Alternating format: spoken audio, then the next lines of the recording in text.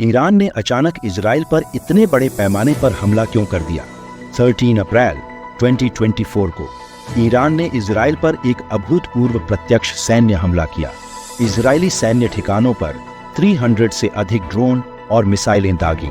हमले में 170 ड्रोन, 30 से अधिक क्रूज मिसाइलें और 120 बैलिस्टिक मिसाइलें शामिल थीं।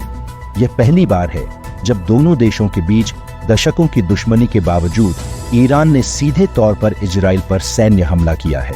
ऐसा प्रतीत होता है कि ईरानी हमले का प्राथमिक लक्ष्य इजराइल में नेवातिम एयरबेस था, जहां इजरायली F-35 लड़ाकू जेट आधारित हैं। 5 बैलिस्टिक मिसाइलों ने इजराइल पर हमला किया, जिनमें से 4 नेवातिम बेस पर गिरी। हालांकि इजरायली सेना ने कहा कि 99% ईरानी ड्रोन और मिसाइलों को रोक दिया गया और हमले में बहुत कम क्षति हुई। यह हमला 1 अप्रैल 2024 को सीरिया के दमिश्क में पहले संदिग्ध इजरायली हमले के प्रतिशोध में हुआ, जिसमें 2 ईरानी जनरलों की मौत हो गई थी। ईरान ने हमले के औचित्य के रूप में संयुक्त राष्ट्र चार्टर के अनुच्छेद 51 के तहत आत्मरक्षा का हवाला देते हुए कहा कि कोई भी देश दूसरे देश पर हमला कर सकता है यदि वह विदेशी धरती पर उस देश के दूतावास पर हमला करता है। ईरान और इजराइल के बीच इस संघर्ष का इतिहास क्या है? ईरान और इजराइल के बीच संघर्ष की जड़ें 1979 की ईरानी क्रांति में है, जिसके कारण दोनों देशों के बीच संबंधों में नाटकीय बदलाव आया।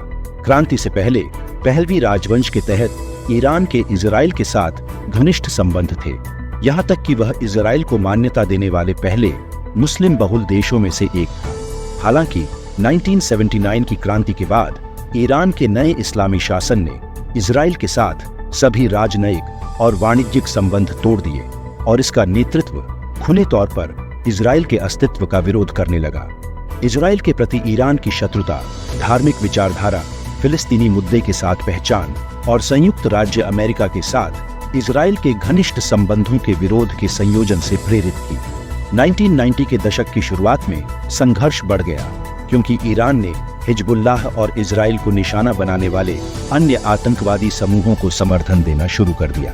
इस छद्म संघर्ष में ईरान लेबनान में हिजबुल्लाह और फिलिस्तीनी क्षेत्रों में हमास जैसे समूहों को वित्त पोषण और हथियार देना शामिल है, जबकि इजराइल ने क्षेत्र में ईरानी हितों और सहयोगियों को निशाना बनाया है।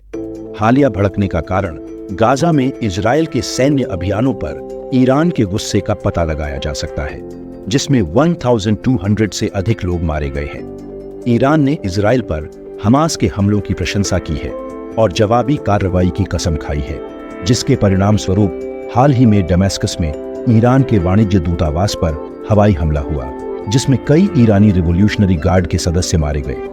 वर्तमान ईरान इजराइल संघर्ष से भारत को क्या लाभ या हानि हो सकती है? भारत को कच्चे तेल की आयात लागत में बढ़ोतरी का सामना करना पड़ सकता है। इस संघर्ष से वैश्विक तेल की कीमतों पर दबाव बढ़ने की उम्मीद है, जिससे उच्च जोखिम प्रीमियम और संभावित आपूर्ति व्यवधान हो सकता है।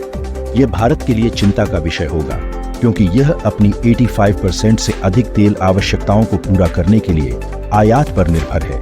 तेल की ऊंची कीमतों के परिणाम स्वरूप मुद्रास्फीति का दबाव, व्यापार असंतुलन की चिंताएं और भारत के विदेशी मुद्रा भंडार, रुपये के मूल्य और समग्र आर्थिक स्वास्थ्य पर नकारात्मक प्रभाव पड़ सकता है।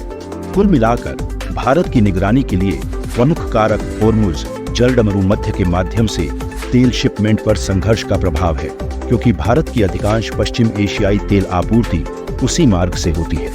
वहां एक बड़ा व्यवधान वैश्विक और क्षेत्रीय तेल प्रवाह के लिए विनाशकारी परिणाम हो सकता है, जो भारत की अर्थव्यवस्था को महत्वपूर्ण रूप से प्रभावित करेगा। क्या संभावनाएं हैं कि वर्तमान ईरान इजराइल संघर्ष तीसरे विश्व युद्ध में बदल सकता है? ईरान ने कहा है कि उसका हमला अंतर्राष्ट्रीय कानून के तहत एक सीमित प्रतिक्रिया थी और उसने संकेत दिया है कि वह और अधिक तनाव नहीं चाहता है। अमेरिका और अन्य शक्तियों द्वारा इजराइल से संयम बरतने और एक बड़े जवाबी हमले से बचने का भी आग्रह किया जा रहा है, जो व्यापक क्षेत्रीय संघर्ष को भड़का सकता है। जबकि अमेरिका, ब्रिटेन, फ्रांस, जापान सभी इजराइल का समर्थन कर रहे हैं, ईरान को रूस और चीन का भी मौन समर्थन प्राप्त है, जिसमें पूर्ण पैमाने पर युद्ध छिड़ने पर उत्तर कोरिया भी शामिल हो सकता है।